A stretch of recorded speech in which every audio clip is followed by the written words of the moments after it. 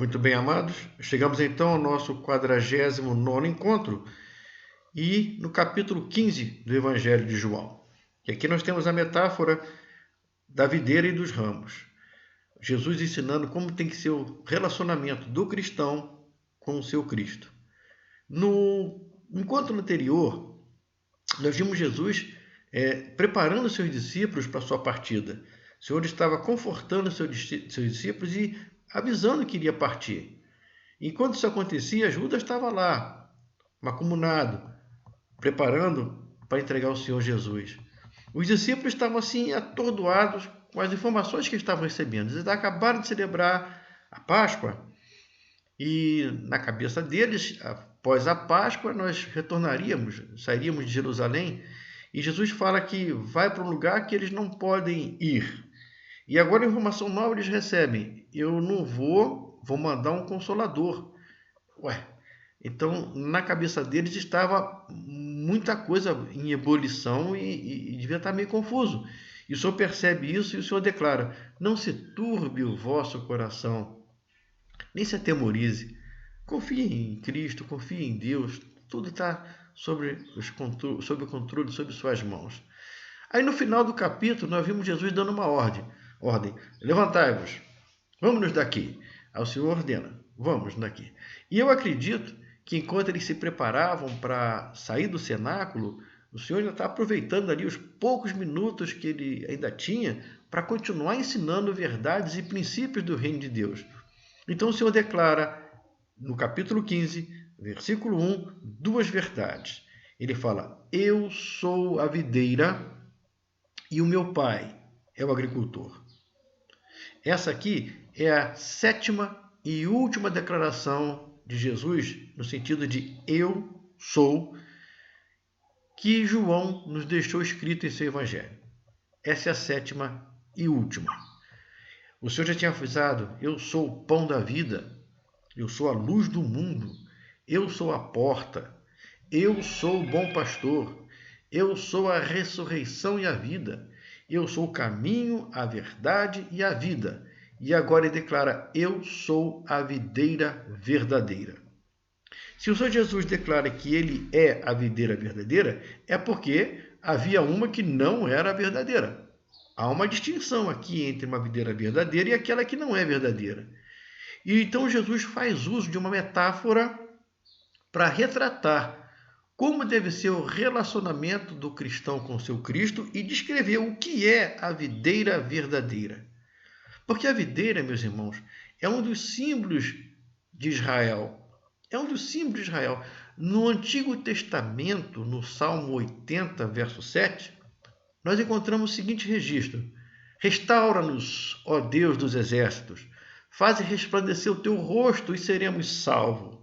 Observe agora: trouxeste uma videira do Egito, e expulsaste as nações e a plantaste. Dispuseste o terreno, ela deitou profundas raízes e encheu a terra. Com esse versículo, esses poucos versículos desse salmo, nós entendemos que Deus trouxe do Egito uma videira e plantou essa videira na terra prometida. E ele tinha uma esperança que esse fruto, que essa videira, produzisse bons frutos. Mas olha só o que aconteceu. Isaías 5, verso 1, vai dizer para a gente que no lugar de produzir boas uvas, essa videira produziu uvas bravas. Olha como está Isaías 5, verso 1. Agora cantarei ao meu amado o cântico do meu amado, a respeito da vinha. Começa aqui. Olha só. O meu amado teve uma vinha num outeiro muito fertilíssimo. Sachou-la, ou seja, tirou as pedras e a plantou de vides escolhidas. Edificou no meio delas uma torre e também abriu um lagar. Olha como continua. Ele esperava que essas uvas, que essa vinha, desse boas uvas, mas ela deu uvas bravas. Agora, pois, ó moradores de Jerusalém e homens de Judá, julgai, vos peço, entre mim e a minha vinha. Olha a pergunta, olha as duas perguntas que o Senhor faz aqui através de Isaías. Que mais se poderia fazer ainda à minha vinha que eu não tenha feito? E como esperar que desse uvas boas e veio a produzir uvas bravas? Vou repetir. Que mais eu poderia fazer à minha vinha, a vinha que eu não tenha feito? E como, esperando eu que desse uvas boas, veio a produzir uvas bravas? O texto continua. Agora, pois, vos farei saber o que pretendo fazer à minha vinha, já que deu uvas bravas. Tiraria sua sebe, tiraria sua cerca, para que sirva de pasto. Derrubarei os seus muros. E os muros de Jerusalém foram derrubados no ano 70 depois de Cristo pelo general Tito e permaneceram derrubados durante muito tempo. A nação judaica esparramada por todo esse planeta e só voltar a ser nação novamente em 1948, depois da Segunda Grande Guerra Mundial, que eles voltaram, a figueira voltou a florir agora em 1948. Até então, era uma terra desolada, como se dizia, era uma terra de ninguém. O texto continua, para que seja pisada. E ela foi pisada pelos bizantinos, pelos islâmicos, pelos cruzados, pelos turcos, pelos otomanos, pelos ingleses, e foi pisada por todos os homens até 1948, quando voltou a ser nação. Torná-la-ei em deserto. Não será podada, o Senhor fala, não será podada nem sachada, mas crescerão nela espinhos e abrolhos. As nuvens darei ordem para não derramar chuva sobre ela, porque a vinha do Senhor dos Exércitos é a casa de Israel. E os homens de Judá são a planta dileta do Senhor.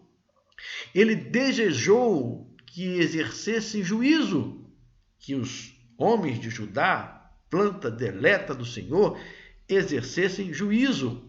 E eis aí quebrantamento de lei, e eis aí clamor. O Senhor preferia que as coisas funcionassem de um modo diferente. Plantou uma boa vinha, cuidou, esperava que viesse bons frutos.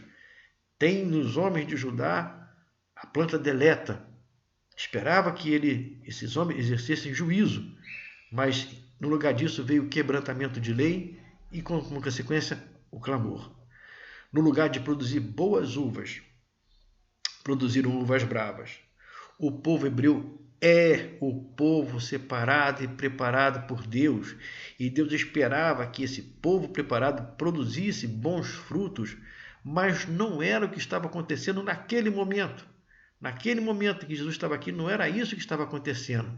Mesmo assim, os homens de Judá são a planta dileta do Senhor. Jeremias 2:21 nos diz assim: eu mesmo te plantei como vide excelente, da semente mais pura. Aqui nós podemos pensar em Abraão. Como, pois, te tornaste para mim uma planta degenerada, como de vide brava? O Senhor fala isso em Jeremias. Eu mesmo te plantei como vide excelente, da mais pura semente. Como, pois, te tornaste para mim uma planta degenerada, como vide brava? Por isso Jesus está afirmando ser ele a videira verdadeira, porque havia uma videira ali que não era a verdadeira. Havia uma videira ali que não estava gerando os frutos esperados por Deus. Mas então de quem que é essa culpa? De quem é a culpa dessa degeneração? Jeremias também nos dá uma dica. Jeremias 12:10 nos dá uma dica quando diz assim: muitos pastores destruíram a minha vinha e pisaram o meu quinhão. A porção que era o meu prazer, tornaram em deserto. Aqui está uma dica que Jeremias deixa para a gente. Por que aqueles homens, na época de Jesus, não estavam produzindo os bons frutos esperados? Porque muitos pastores destruíram a minha vinha. Pisaram o meu quinhão. O que me dava prazer se tornou em um deserto. Mas como? Como que esses muitos pastores, destruíram a vinha? Isaías 10:1 nos dá outra dica. Ai dos que decretam leis injustas. Ai daqueles que criam leis que não são as das leis de Deus. As leis de Deus nós já temos expressa. mas há aqueles que criam outras leis. Naquela época, o judaísmo, nós já falamos isso antes, tinha uma centena de leis que era obrigatório ser observada, principalmente com relação ao sábado, que Jesus estava ali fazendo, estavam contrariando a Jesus, porque Jesus estava fazendo bem no sábado. Essa é uma delas, mas existia outras. E nas igrejas de hoje, quantas criacionices dentro dos nossos cultos, quantas bizarrices praticadas dentro das igrejas, dizendo que isso aí é da vontade de Deus, quando a vontade de Deus está expressa na palavra dele. Muitos pastores criam, fomentam, inventam coisas para atrair o homem. O que atrai o homem é a palavra de Deus. É o Espírito Santo de Deus em sua palavra que atrai os homens a Cristo. Não é o que os pastores fazem, porque dessa criacionista, dessa bizarrice toda que a gente vê por aí, estão atrapalhando, estão pisando o pinhão, estão tornando o que era bom em algo detestável. É isso que está acontecendo. Estão criando fundamentos fora da palavra de Deus, trazendo para dentro dos cultos práticas que não condizem com a palavra de Deus, que não tem base bíblica alguma, mas trazem para dentro das igrejas como, sei lá, modo de atrair, estratégia para atrair, só pode ser isso. Por isso, existem videiras falsas.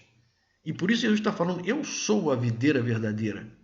Eu sou, Jesus declarou, eu sou a videira verdadeira. Só a videira verdadeira é capaz de produzir frutos que agradam a Deus. E a videira verdadeira é Jesus e aqueles que se somam a Ele. Com esta metáfora, Jesus nos ensina que o cristão deve permanecer em amor, em obediência, em comunhão com Cristo e desfrutar da companhia dele, que começa aqui agora e vai perdurar por toda uma eternidade. Mas existe outra verdade nesse primeiro versículo. Quando Jesus fala, eu sou a videira, ele fala também, e meu pai é o agricultor. O agricultor é aquele que cuida da videira, é o que é o responsável pela videira, é aquele que se abaixa para cuidar dos seus ramos, é aquele que se abaixa para adubar, para irrigar. É ele que vai fazer a obra, é responsabilidade do agricultor que a vide produza bons frutos. Por isso ele tem que limpar, por isso ele tem que podar, tem que irrigar, tem que cercar, tem que cuidar. Por isso o Senhor Jesus, o Senhor Deus Pai, fala lá em Isaías 5, que mais se poderia fazer ainda a minha vinha que eu não tenha feito? Essas palavras do Senhor escritas lá em Isaías, que mais eu poderia fazer pela minha vinha que eu já não tenha feito? Eu cheguei ao ponto de mandar o meu filho morrer por ela. Que mais eu posso fazer? Então o viticultor não vai ter outra chance, não vai ter outra escolha, a não ser podar os ramos que são produtivos e cortar os ramos improdutivos. Ele precisa que a vide que ele cuida, que é dele, produza bons frutos. E nós, no decorrer da metáfora, vamos entender perfeitamente que nós somos os ramos dessa videira. E Jesus vai explicar que, uma vez na videira, Deus nos poda. Ah, sim, Deus nos poda. Deus nos poda para que nós produzamos mais frutos. Ou seja, Deus nos poda quando nós já estamos produzindo frutos. Ele espera que nós, sendo podados por eles, venhamos a produzir mais e melhores frutos. É para isso que serve uma poda, não é verdade? Você sabe muito bem. E a disciplina? A disciplina sobre o ramo termina quando ele é corrigido. Então a disciplina sobre nós termina quando estamos fazendo a coisa certa. Agora a poda não termina nunca. A nossa poda começa aqui e vai continuar a nossa poda até Jesus voltar. A poda vai continuar em nós até Jesus voltar para que nós produzamos cada vez mais e melhores frutos que agradam ao Senhor. Quanto mais podado nós somos, mais frutos nós produzimos. A dor da poda eu posso sentir agora, sinto, mas os frutos que serão gerados, certamente virão e serão frutos que agradarão ao meu Deus. Por enquanto eu paro por aqui. Espero encontrá-los no próximo encontro. Fiquem todos com Deus, se cuidem e até lá.